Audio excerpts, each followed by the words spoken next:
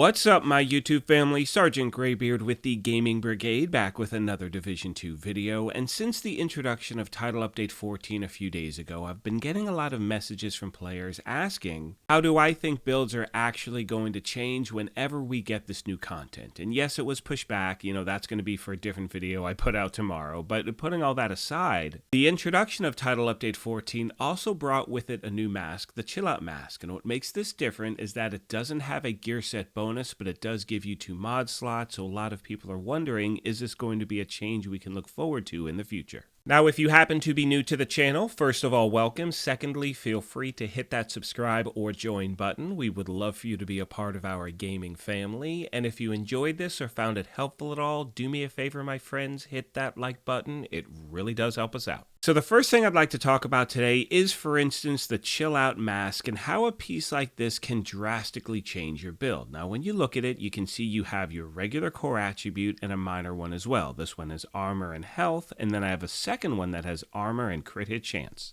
Now, the big change here is that this mask has 2 mod slots, but it does not have a gear set bonus. But for a lot of players out there, including myself, I have certain pieces of gear where I really don't need the bonus, but I like the way the rest of the stuff is stacked. And what this allows you to do, my friends, is truly spec into any type of build that you want to put together. For instance, one example I can give is, let's say if you really want something that has a ton of protection from elites, this now gives you the ability to actually do that. Now, hopefully most of you know out there, in this game, for instance, when you look at your gear, there are 3 pieces of gear that do not have any mod slots whatsoever. They are the holster, the knee pads, and the gloves, and hopefully you know as well that you do have the option of crafting improvised versions of either of those pieces. Now, the only tough part about this is the fact that it takes tons and tons of crafting to actually get, in my opinion, a piece that you're going to want to use and try to put together with the build. So you can see here, this one has 1 skill tier and the other 2 attributes are low, and this isn't really anything I happen to be looking for. Now, the main reason I'm bringing this up is I'm getting a lot of messages from people saying, well, we have that now in the game. You can just craft an improvised piece of gear and build something that you like. Well, the difference is when you're crafting an improvised piece, you have to get 3 things the right way in order to actually find a piece you may be looking for. And keep in mind, you can only recalibrate one of the attributes on a piece that you craft, just like anything else in the game. So for instance here, if I was looking for knee pads with an armor core attribute and then, let's say crit hit chance and crit hit damage, this does me no good. I could re-roll the weapon damage, but then I have skill haste, and that is not something I'm looking for.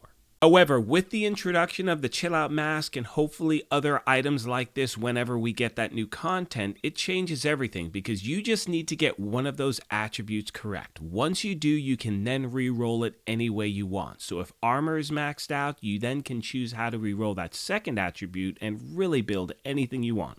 As we move on to talking about a few more things, first of all, in my opinion, right now is the time in the game to farm for mods. Farm like crazy. Like, honestly, I'm going to the summit, I'm hitting up legendary, I'm farming non-stop because mods, they're incredibly important, but as of now, with this introduction, it's going to change so many things for so many builds. And as always, let me know what you think in the comments section down below. Do you think this is actually going to change how you run builds in the game? I know for me it will. It just gives you more variation. And so, like I said, let me know what you guys think. I'd love to hear your feedback. Moving on, my friends, I'd now like to talk about the specialization revamp and the expertise system. Now, I put out a video last week, and we all know at this point, everything that we were looking forward to has been pushed back. Doesn't mean it's not happening, it's just been pushed back, and we don't know when. And one thing I noticed when I put that video out was that the community really seems split 50-50 in regards to how they're viewing this new system and what they think is actually going to happen. So you have one side of the coin thinking that it's going to help,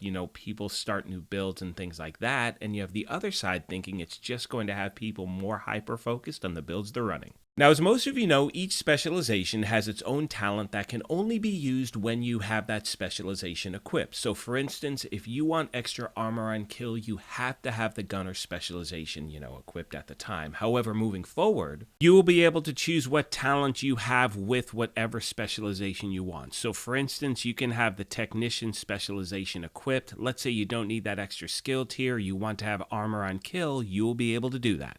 One example I like to use, because I know this is something I want to try to put together, is using the firewall specialization so I get that shield and damage bonus, as well as the Artificer Hive so I have that, extra shield survivability. Because I know, for instance, in my gameplay, that will truly help me customize a build to the way that I want to run with a thing, And I know right now there are obviously different builds in the game you can use for different content. Now, I know I used this example yesterday, but for instance, on legendary content, I cannot run it consistently without using a Foundry build with the Bulwark Shield. Now, because I'm using the Bulwark Shield, that also means I'm limited to using a handgun as my primary weapon while that shield is equipped, or one of those handheld shotguns. But the point is this: when you have that weapon equipped, your time to kill is obviously going to be much slower than when you have an assault rifle or something different. And the main reason I bring this up, and I can only use myself and my own gameplay as an example, but I know on legendary content, if I had an extra 4 or 5 seconds with that shield health, that would drastically change my ability on how I actually ran that content. Because I know for a fact if I had that extra time, I could take out NPCs with an AR, no problem. Now, another question a lot of returning players are asking is, how are these changes going to affect my current build? Let's say you have a primary build you love running with, you're worried, is it going to make your build obsolete? And the answer is absolutely not. All these changes do is give you more options in regards to the way you may run with something. Which now brings me to talking about the expertise system, which directly coincides with the specialization revamp. Because again, and this is a concern in the community, people are thinking, well, all this is going to do is have people focus on their current builds and not really branch out to try different things. So my thoughts are this: I think initially that yes, a lot of people will focus on their current favorite build, something they want to buff. But we don't know the new weapons, we don't know the new talents or gear sets or exotics or things like that. And I think as we know those things, that's going to change our mindset on builds we want to put together. With that being said, and this is kind of a crude breakdown, but all the expertise system does is gives you the ability to really buff items or weapons that you're going to use on a regular basis. And in my opinion, as I said before, all these things are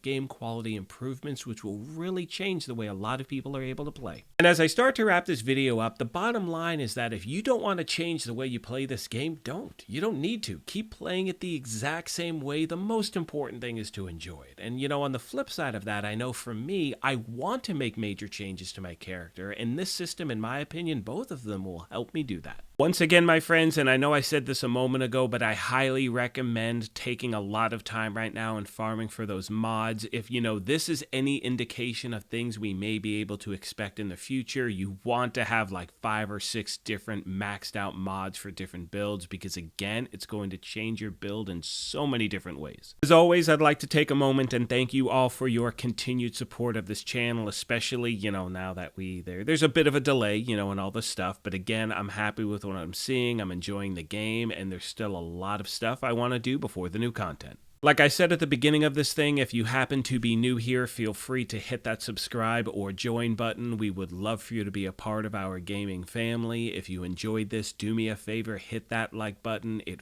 really does help us out, but most importantly, take care of yourselves, be kind to each other, and we will talk to you soon. Thanks again, everyone.